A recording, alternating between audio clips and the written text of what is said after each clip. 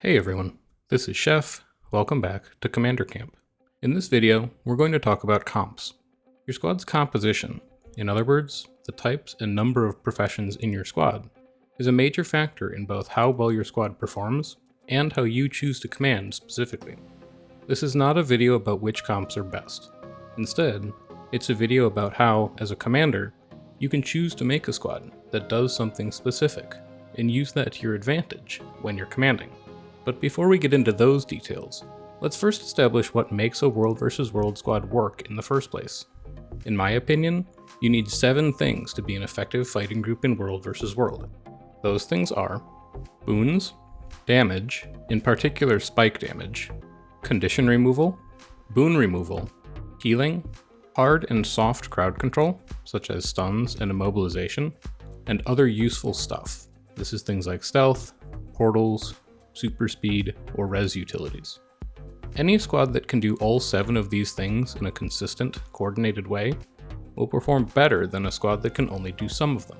But the specific professions that you use to do these 7 things will depend on your own preferences, what professions people in your group are skilled with, synergies between different professions, and changes to the overall meta.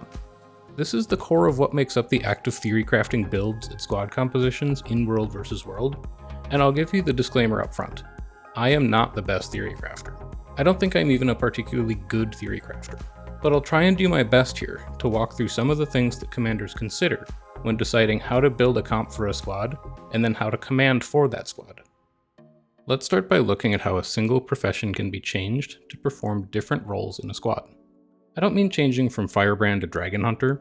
Instead, I mean changes to traits and utility skills that slightly change how a profession functions in a larger squad. We're going to use Tempest as an example here, and I know that Tempest isn't the most popular support currently, especially in EU, but it is a support that I have some familiarity with, and it has good flexibility, as choosing between Dagger or Staff changes the ways that a Tempest contributes to your squad overall. With Dagger, you're able to more easily generate and transmute Frost auras and Shocking auras, which are powerful utilities for melee-focused groups. With Staff, you're able to more easily generate super speed via Air Staff 4, and generate stability through transmuting magnetic auras with Earth Staff 3. This lends itself better to groups that fight at range, or move quickly between melee and ranged engages. Tempest also has the ability to generate Alacrity through Lucid Singularity, but this comes at the cost of choosing Elemental Bastion to generate better overall healing. These are some of the examples of choices that you can make at the level of individual builds that influence what other professions in your party and your squad do as well.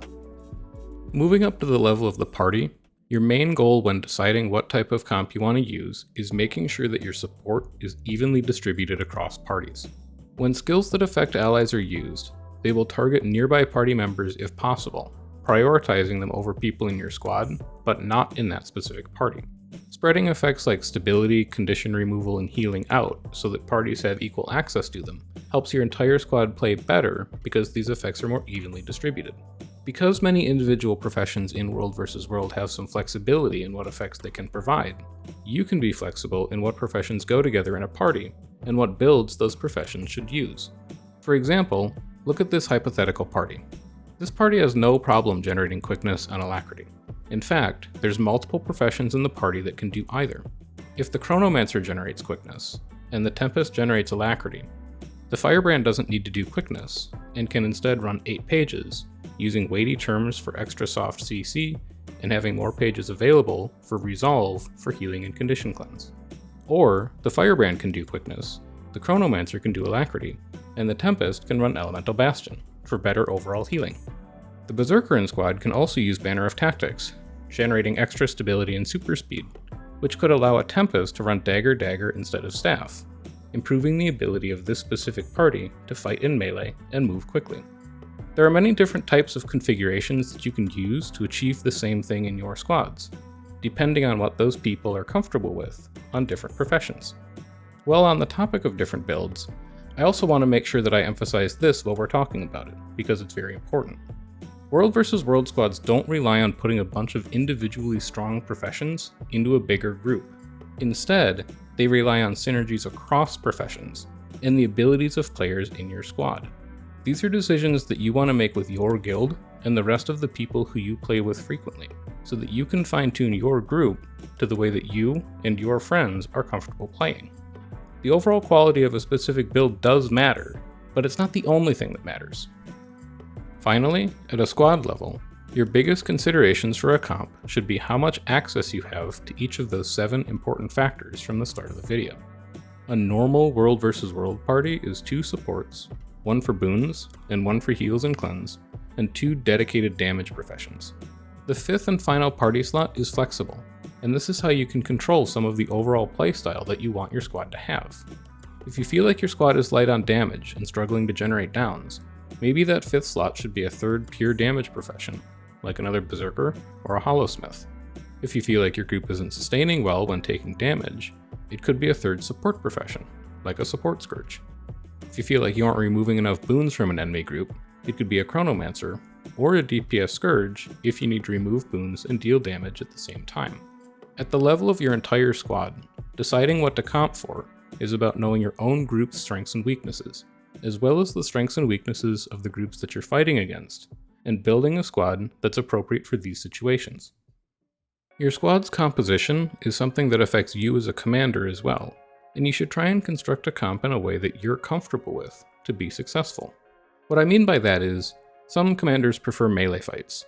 I'm in that camp, for example. Other commanders prefer ranged fights. Some commanders like to make sharp, decisive movements, while other commanders like to bunker and out-heal and out-sustain enemies to win long, drawn-out fights. These aren't tactics that are inherently better or worse than one another, but you will be able to command better and more effectively if your preferred playstyle and the comp that your group is using are both trying to do the same thing. If you personally like to play range-heavy engagements, but you're using Reapers for your damage and corrupts, you're going to have a difficult time putting your group into situations where your Reapers can be effective. Instead, you may want to comp for professions that are better at applying range damage like Scourges, Berserkers, or Vindicators. It also benefits you as a commander to have an understanding of how individual professions are played, so that you can put your squad in the best positions possible. Having a sense of when major cooldowns are available, such as for Stand Your Ground, Berserk, or Necro Wells, will help you know when you have cooldowns available to push, or when you need to kite off to regroup. Similarly, how close you need to be to an enemy group to effectively apply your damage, while not taking too much damage in return, is a vital skill for commanders as well. Every World vs. World squad has a damage profile, the distance at which they apply their damage most effectively. For comps that use Reapers, Berserkers, and Scrappers, this distance is usually melee, while for comps that use Berserkers, DPS Vindicators, and Scourges, their damage and boon removal can reach out much farther. When you, as a commander, have an understanding of the professions that your squad plays, you'll have a better understanding of how to position yourself and your squad to apply damage effectively. I can't stress enough that this is not a video about what comps are the best.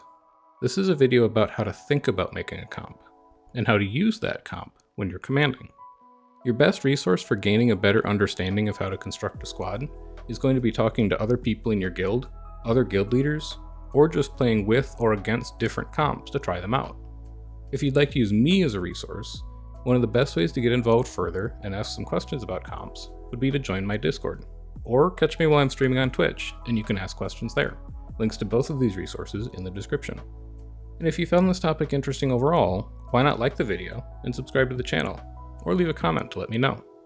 I'll be back with more Commander Camp resources soon, in particular on some topics that apply to all styles of commanding, not just fight commanding.